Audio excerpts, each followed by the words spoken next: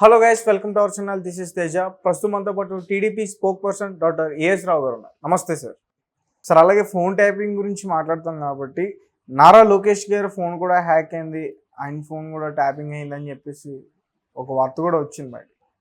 Direct యాప్ల వాళ్ళే పంపించారు మెయిల్ అని చెప్పి. ఫోన్ ట్యాపింగ్ వ్యవహారం అనేది ఇక్కడ తెలంగాణలో ఏ విధంగా చేశారు, ఆంధ్రాలో కొంతమంది వీళ్ళకి అనుకూలంగా ఉన్న నాయకులు ఈ టెక్నాలజీ ఉపయోగించి చాలామంది ప్రతిపక్ష నాయకుల యొక్క ఫోన్ ట్యాపింగ్, ముఖ్యమైనటువంటి వ్యక్తుల ఫోన్ ట్యాపింగ్ చేసి ప్రయత్నం చేశారు కూడా.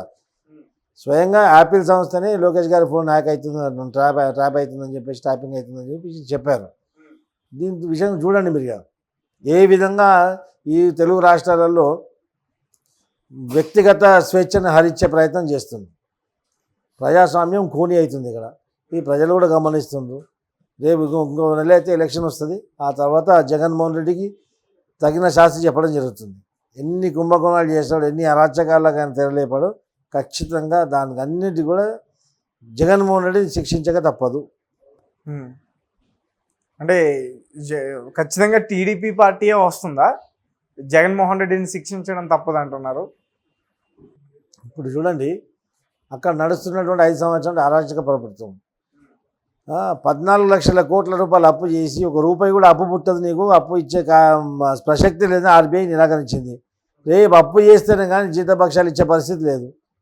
ఇక వాని సంక్షేమ పథకాలు, వాని అన్ని సురక్షిత పథకాలు, ఆ పథకాలు అమలు కాదు కదా, ఆచరణ మనం ఆలోచన కూడా దూరం అయిపోయింది. అలాంటి పరిస్థితి ఇప్పుడు. మళ్ళీ ఇప్పుడు జగన్మోహన్ రెడ్డి వస్తే ప్రభుత్వ భూములు కూడా కుదబెట్టాడు, సచివాలయాన్ని కూడా కుదబెట్టాడు. రేపు వ్యక్తిగతంగా కొనుగోలు చేసినటువంటి భూమిని కూడా అమ్మేయడం జరుగుతుంది, కుదబెట్టడం జరుగుతుంది. అంటే మన వ్యక్తిగతంగా మనం అవసరం గురించి కొనుక్కుంటాం, అవసరం గురించి అమ్ముకుంటాం.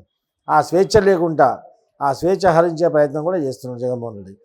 ఈ కుట్రకు ఛాన్స్ ఇవ్వద్దంటే ఖచ్చితంగా జగన్మోహన్ రెడ్డికి ఇంటికి పంపాలా.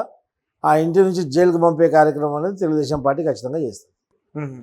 ఒకవేళ అలా చేస్తే మరి కక్ష రాజకీయం అంటారు కదా సార్ ప్రజలు, మరి ఎలా చేస్తే?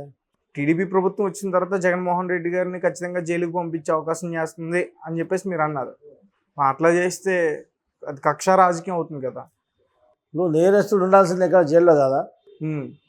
నేరస్తుడు ఉండాల్సింది జైల్లో కాబట్టి జైలుకు పంపిస్తున్నావు. ఇప్పుడు ఏమైపోయింది, రకరకాల వ్యవస్థలను మేనేజ్ చేసి బెయిల్ మీద సుదీర్ఘంగా బెయిల్ పై నుండి నువ్వు జైలుకు పోవట్లేదు. నీ బెయిల్ రద్దయిన తర్వాత నువ్వు పోవాల్సింది జైలుకే కదా. ఖచ్చితంగా అధికారంలోకి రాగానే నీ బెయిల్ రద్దు చేయమని సుప్రీంకోర్టుకి అర్జీ పెడతాం. ఖచ్చితంగా బెయిల్ రద్దు చేయిస్తాం కూడా. Okay, right sir. అలాగే బీసీవై పార్టీ నుంచి ఒక ప్రియా సింగ్, ఒక బిగ్ బాస్ నటి, ఒక ఆమె ట్రాన్స్జెండర్ కూడా, ఆమె కూడా పోటీ చేస్తుంది. సో దాని గురించి ఏం చెప్తారు? పిఠాపురం నుంచి ఆమె పోటీ చేస్తుంది. సో అక్కడ ఆల్రెడీ పవన్ కళ్యాణ్ గారు పోటీ చేస్తున్నారు కూటమితో. వంగగీత గారు వైఎస్ఆర్సీపీ పార్టీ నుంచి పోటీ చేస్తున్నారు. వాళ్ళిద్దరి మధ్యన ఒక ట్రాన్స్జెండర్ని ఎందుకు పెట్టారు? ఇగో ఇవన్నీ రకరకాల వ్యక్తులు పని ఒక అపహాస్యం చేయాలని. ఎందుకంటే రాజ్యాంగం ట్రాన్స్జెండర్లకు కూడా ఎలక్షన్ పోటీ చేసి అధికారం కల్పించింది. అట్లాంటప్పుడు వాళ్ళని అపహాస్యం చేయడం కూడా నేరమే, ఇంటెన్షనల్ అపహాస్యం. ఎందుకంటే రాజ్యాంగంలో హక్కు కల్పించినప్పుడు ఖచ్చితంగా పోటీ ఎవరైనా చేయవచ్చు, దానికి మనం వద్దనేది ఉండదు. కాకపోతే ఖచ్చితంగా ట్రాన్స్జెండర్ ఆ యొక్క నియోజకవర్గంలో పోటీ చేయడంలో మర్మం ఏందనేది తర్వాత ప్రజలకు తెలిసిపోతుంది. తర్వాత ప్రజలు సరైన బుద్ధి చెప్పడం కూడా జరుగుతుంది. అయితే అవినాష్ రెడ్డి అరెస్ట్ చేయడానికి రంగం సిద్ధం చేసింది, కడపకు కేంద్ర బలగాలు దిగుతున్నాయి అని చెప్పేసి ఒక వార్త అయితే వెలుగులోకి వచ్చింది రీసెంట్గా. అలాగే బీజేపీ గవర్నమెంట్ ఇప్పటివరకు కూడా ఎలక్షన్స్ టైంలో చాలామంది పైన, ముఖ్యంగా ఈ రాజకీయ నేతల పైన ఈడీతో దాడులు చేపించిందనే ఒక పుకారు కూడా బయట ఉంది. మరి ఇప్పుడు ఆంధ్రప్రదేశ్లో టీడీపీ, జనసేన, బీజేపీ కూటమితో ఈసారి పోటీ చేస్తున్నాయి కాబట్టి దీని వెనకాల టీడీపీ పార్టీకి చెందిన నారా చంద్రబాబు నాయుడు గారి హస్తం కూడా ఉందా? అవినాష్ రెడ్డిని కావాలని ఇరికిస్తున్నారా ఎలక్షన్ టైంలో? వైఎస్ఆర్సీపీలో ఉన్నటువంటి అభద్రతా భావం వల్ల వాళ్ళు సోషల్ మీడియాలో పుకారు చేస్తుంటారు. ఎందుకంటే హత్య గావించినటువంటి వాళ్ళు వారే, వాళ్ళ సొంత కుటుంబ సభ్యులే వాళ్ళనే హంతకులుగా బయట తిరుగుతున్నారు. ఇంకొకటి, చంద్రబాబు నాయుడు గారికి వేరే వాళ్ళ విషయాల్లో తలచూర్చే అవసరం లేదు. రాష్ట్ర ప్రజలకు చెప్పారు, రాష్ట్ర ప్రజలు ఈరోజు చూశారు. అంతా కూడా ఎవరు అని చెప్పేసి రాష్ట్ర ప్రజలకు తెలిసిపోయింది. అదే తర్వాత మోర్ ఓవర్ దాట్ ఈ యొక్క విషయం అనేది సిబిఐ కోర్టులో ఉంది, సిబిఐ చేతిలో ఉంది. సిబిఐ వాళ్ళు దర్యాప్తు చేస్తుంటారు. ఆ దర్యాప్తు సిస్టమ్ ప్రకారంగా ఎప్పుడు వాళ్ళని అరెస్ట్ చేయాలో వాళ్ళు వస్తారు. కాకపోతే సమాచారం వచ్చింది కాబట్టి కేంద్ర బలాలు వస్తున్నాయి, అవినాష్ రెడ్డి అరెస్ట్ కాబోతుందని చెప్పేసి సమాచారం మాత్రం వచ్చింది.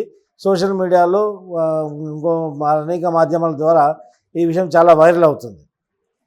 దానికి మేము చేసేది ఏం లేదు, మా ప్రమేయం ఏం లేదు దాంట్లో. ఎందుకంటే చట్టం తన పని తను చేసుకు వెళ్ళిపోతుంటుంది. అదే ప్రక్రియలో ఈరోజు అవినాష్ రెడ్డి పైన అరెస్ట్ వారెంట్ అనేది అరెస్ట్ కావచ్చన్న ఊహాగానాలు ఇప్పుడు వస్తున్నాయి. ఖచ్చితంగా అరెస్ట్ కావాలి, ఆయన అవినాష్ రెడ్డి అరెస్ట్ కావాలా. ఒకవేళ షర్మిల చెప్పింది, షర్మిల మీ వైఎస్ఆర్సీపీకి వ్యతిరేకంగా అయ్యట్లేదు, అనుకూలంగానే ఒక ప్యాకేజ్ ప్రకారంగా పనిచేస్తున్నంటే ఇట్లా ఖచ్చితంగా అవినాష్ రెడ్డి అరెస్ట్ కావాలి. ఓకే, అలా చేస్తలేదు అంటే ఇట్లా ఖచ్చితంగా దాన్ని పరిణామం వేరేలు ఉంటుంది. రైట్. అంటే విజయసాయి రెడ్డి గారు కూడా లిక్కర్ స్కామ్లో ఇరుక్కోకున్నారు, ఆయన్ని కూడా అరెస్ట్ చేస్తారు, తీసుకెళ్తారని చెప్పేసి అన్నారు. అంటే ఒకేసారి వైఎస్ఆర్సీపీ పార్టీకి సంబంధించిన ఇద్దరు కీలక నేతల గురించి ఇలా ఒక వార్త వస్తుంది కదా. సో మరి దీని వెనకాల బీజేపీ ప్రభుత్వం హస్తం ఉందని ఎందుకు అనుకోకూడదు? ఇప్పుడు తేజ, బీజేపీ హస్తం అనేది పక్క పెడితే ఇక్కడ తెలంగాణలో మొన్నటిగా పరిపాలించిన దొంగ వాడు లంగా, ఈ దొంగ లంగా ఇద్దరు కలిసి వీడు ఏం చేసినా వాడు అది చేస్తుండు. వీడు ఫోన్ ట్యాపింగ్ పాల్పడితే వాడు ఫోన్ ట్యాపింగ్ పాల్పడతాడు. సో ఇలాంటి అనేక కేసులు, వీడు లిక్కర్ కేసులో వేస్తే వాడు లిక్కర్ కేసులు, ఈ కుంభకోణాలు, ఈ పంచుకోవడాలు ఇవన్నీ కూడా ఇద్దరు కలిసి చేసినాయి. ఒకరికొకరికి లంగకు దొంగకు ఈ జగన్మోహన్ రెడ్డి కేసీఆర్కి అభినవభావ సంబంధం ఉంది. కలిసి దోసుకుని ఇద్దరు తెలుగు రాష్ట్రాలను ఇద్దరు ముఖ్యమంత్రులు కలిసి దోసుకున్నారు. అదే కాక లిక్కర్ దందలో వీళ్ళు కూడా ఉంటారు ఖచ్చితంగా. కాబట్టి ఏ విధంగా అయితే ఈ యొక్క కేసీఆర్ కుటుంబం, కల్వకుంట్ల కుటుంబం అంతా చెట్టుకోడు గుట్టకోడు గైపోయిండు. ఆల్రెడీ ఇద్దరు పోయినాడు. కేఆర్కు కవిత పోయింది, ఆ కన్నారావు అంటాడు ఇంకో దగ్గర పోయిండు, ఈ హరీష్ రావు పోతాడు మిషన్ భగీరథలా, మళ్ళీ ఈ కేటీఆర్ పోతాడు ఫోన్ ట్యాపింగ్ డ్రగ్స్ కేసులో, కేసీఆర్ పోతాడు కాళేశ్వరం. ఇవన్నీ మొత్తం కుటుంబం మొత్తం హోల్సేల్ ప్యాకేజ్కి వెళ్ళిపోవడం ఖాయం. అదే విధంగా అట్లా తయారవుతుంది. భారతిరెడ్డిది మిషన్ భగీరథకు సంబంధించి ఎవరు అరెస్ట్ అవుతున్నారు? హరీష్ రావు ఖచ్చితంగా అరెస్ట్ కాబోతుంది. హరీష్ రావు బీఆర్ఎస్లో హరీష్ రావు ఖచ్చితంగా అరెస్ట్ అవుతాడు. ఈ కాళేశ్వరంలో కేసీఆర్ అరెస్ట్ అవుతాడు. ఈ డ్రగ్స్ కేసులో ఈ యొక్క సినిమా వాళ్ళ వ్యక్తిగత జీవితాల్లో ఇంటర్ఫియర్ చేసి వాళ్ళ యొక్క విడాకులకు దారితీసింది, వాళ్ళ జీవితాల్లో విడాకులు లాంటి పీడకలని సృష్టించింది కేటీఆర్ అని చెప్పేసి ఈరోజు సోషల్ మీడియాలో కానీ సినిమా రంగం దాంట్లో కూడా చాలా పుకార్లు వినిపిస్తున్నాయి. దానికి ఆధారాలు కూడా దొరికినాయని చెప్పి నేను విన్నాను. అలాంటప్పుడు వీరు ఖచ్చితంగా కేటీఆర్ లాంటి ఒక చీడ పురుగుని ఖచ్చితంగా ఈ రాష్ట్రం నుంచి తరిమేయాలి అసలు, మీ తెలంగాణ రాష్ట్రం నుంచి ఖచ్చితంగా. కానీ మరి అతన్ని తెలంగాణ ప్రజలందరూ కూడా తెలంగాణ జాతిపిత అంటారు కదా. ఎవరు జాతిపిత? తెలంగాణ తీసుకొచ్చిన నాయకుడని, తెలంగాణ సాధించిన నాయకుడని. జాతిపితగా తెలంగాణ కోతాడు. ఎందుకంటే ఓ పిల్లలు కొట్లాడుకుంటున్నట్టు రొట్టె పట్టుకొని ఇద్దరిని సమాధిస్తా అని చెప్పేసి మధ్యలో దూరి ఇద్దరి కడుపు పోయి ఇద్దరు నోటి నుంచి రొట్టె పీక్కొని ఒక్కడు తినేసినట్టు ఆ పిల్లల కోతల కథ ఏ విధంగా ఉంటుందో ఆ విధంగా చేశారు. కవులు, కళాకారులు, ఉద్యమకారులు చేసినట్టు ఉద్యమాన్ని హైజాక్ చేసి సాగు నోట్ల కాలు పెట్టినా, ఏళ్ళు పెట్టినా, కట్టె పెట్టినా, సారా పోసినా అని కథలు చెప్పి ప్రజలను పిచ్చోళ్ళని చేసి ఉద్యమాన్ని హైజాక్ చేసి ముఖ్యమంత్రి అయ్యాడు. 10 సంవత్సరాలు దొరికిందే అవకాశం అన్నట్టు అప్పనంగా దోసుకున్నాడు. దోసుకుని ఏమైపోయింది, అత్యాశకు పోతే ఏమైతే ఇట్లనే చేస్తారు, అనారిస్టిక్ పాలవుతారు. ఇట్లనే అత్యాశకు పోయిండు. మొత్తం కుటుంబ సభ్యులందరూ దోసుకుని ఇష్టం వచ్చినట్టు దోసుకుని చెట్టుకోడు గుట్టకోడు దోసుకుని. ఇప్పుడు ఏమైంది, దొంగతనాన్ని బయటకు వచ్చినాయి, చిప్పకూడ తింటున్నారు 1 by 1. ఓకే, అంటే కవిత గారి మీద కూడా ఈ మధ్యన చాలా తీవ్రమైన ఆరోపణలు వస్తున్నాయి లిక్కర్ స్కామ్ కేసులో. కవిత గారు లిక్కర్ స్కామ్ చేసే కదా అడిగి పోయి చెప్పకూడదు తింటుంది ఈరోజు. మళ్ళీ ఇంకా సిగ్గు లేకుండా నాకు జైలు నుంచి బయటికి పంపండి, నా కొడుకు ఎగ్జామినేషన్ ఉందని చెప్పేసి. అంటే నీకే పిల్లలు నువ్వే సంసారం చేస్తున్నావా? దేశంలో పెళ్లి చేసుకున్నాడు, సంసారం వాడు పిల్లలు పుట్టలే, నీకే పుట్టిండు. నీ కొడుకు ఒక్కడే ఎగ్జామ్ రాస్తున్నాడు. నువ్వు ఉన్నటువంటి తిహార్ జైల్లోనే 19,000 మనుషులు ఉన్నారు, ఖైదీలు ఉన్నారు. దాంట్లో ఒక 5,000 మంది అన్న ఎగ్జామ్ రాస్తుండొచ్చు, పిల్లలు ఉండొచ్చు కదా, అలాగ ఎగ్జామ్ రాస్తుండొచ్చు కదా.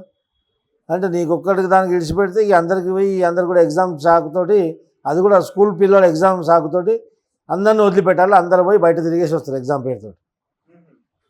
నీ జాగిరా నీ ఇష్టం ఉన్న నీ ప్రగతి భవన్ అనుకుంటావా? అది పోయింది. కేసీఆర్ రోజులు పోయినాయి. ఇప్పుడు బిడ్డ మొత్తం ముందుంది ముసలి పండుగ అందరికీ. Okay okay sir, thank you so much.